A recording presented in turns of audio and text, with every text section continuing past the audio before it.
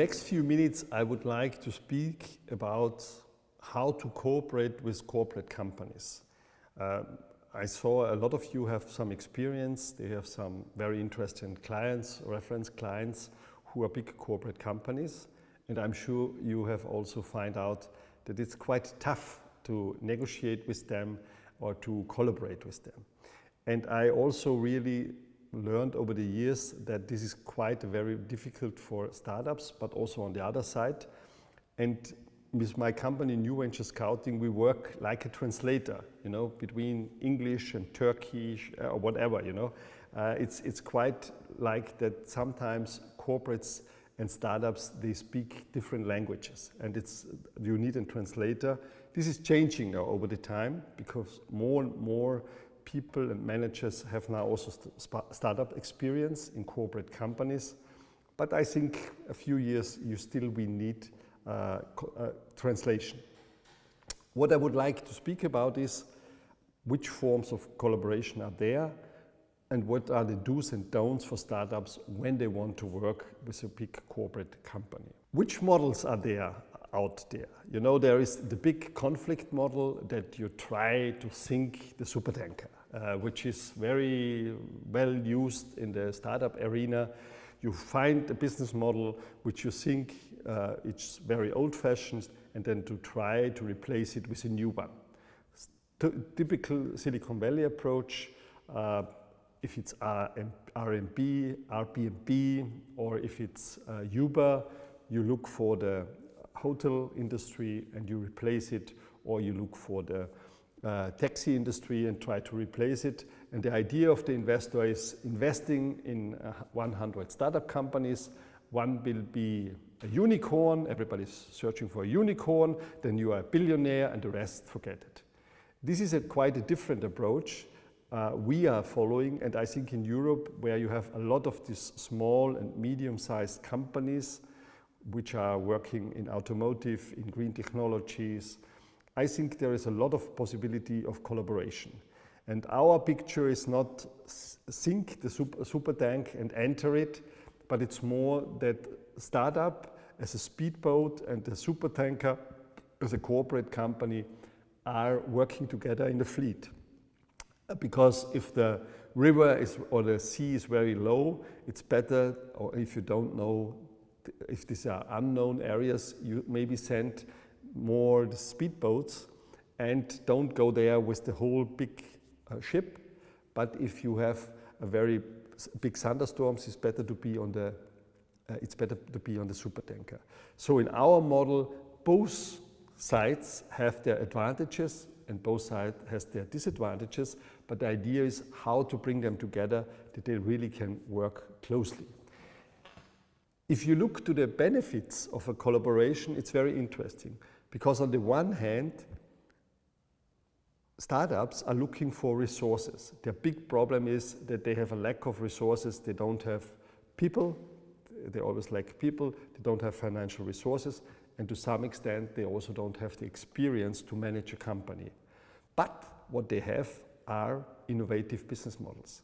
And on the other side, you know, the big corporate companies or traditional corporate companies, they do have resources, they have people, they have money, they have also functioning governance and management tools, but they are searching by heart for innovation. Because a lot of business models, because of digitalization and other reasons, are under big pressure.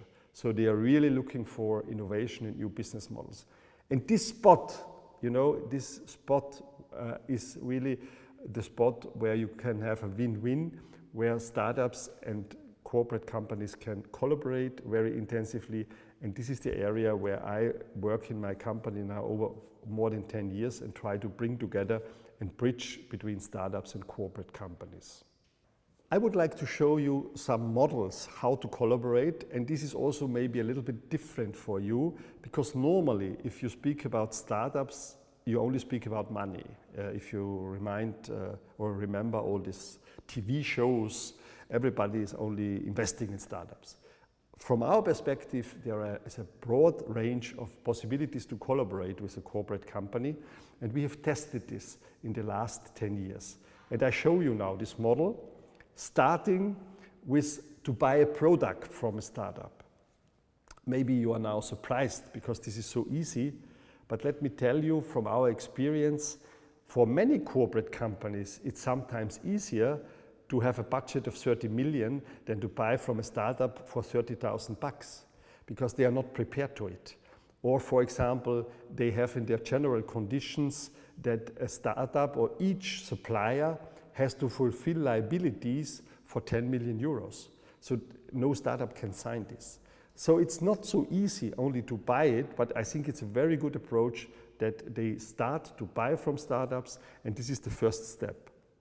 The second step of this collaboration model is a so-called sales partnership.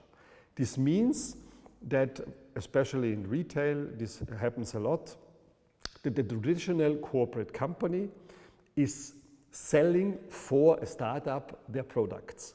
Why can this be wise? For startups, developing their own sales company is quite difficult because you need a lot of money, you don't have this market experience, you need a lot of resources to develop your own sales strategy or your sales capacity. On the other hand, corporate companies, they have millions of contacts of customers, they have an existing sales force, so for them it's much easier. And to find a solution where you say, for each product you sell for me, you get a certain percentage of my turnover, but no investment and no closer relation, this can be a very, very good approach and very helpful. If you are interested in this issue, we can then also discuss. You have to be very careful that you always also get the information from the market, because as a startup, your job is to respond to the incentives you get from the market, and you have a sales partner. It's very important that you really get the feedback from the market. But this can be a very helpful model for both. On the one hand, this startup can sell their products quite easy via the strategic partnership. And on the other side, for the corporate partner, it can be very interesting to have innovative products in their maybe very traditional assortment. The third step is a development partnership. I saw it many times and I facilitated a lot of them in the IoT sector, for example, where really corporate companies, they wanted to have a solution. You define what each partner is bringing to the table, the startup, the corporate. You define what they get out of this collaboration, and this can be quite helpful. The joint venture is only a special form of this development partnership because you form an own company to work together with the corporate. And only the last step is then investment, what we discussed before in the finance sector and what everybody is speaking about. So in our approach, I think it can sometimes be wise to test out different forms of collaboration before you enter into investment, because it makes no sense to start this an investment when you only want to collaborate on a very low level. And I think it's like also again when you're looking for a partner. If you want to have a one-night stand, Tinder is quite enough. But if you want to marry, I think it's better to explore much more and to invest much more. And therefore, we try to establish this concept where startups have the possibility to find out if the investor or a potential investor is also a reliable partner. In the next sessions, I would like to discuss with you what are the do's and don'ts, what are mistakes which can happen, and what are the key areas you have to look for if you start a collaboration or cooperation with a corporate partner.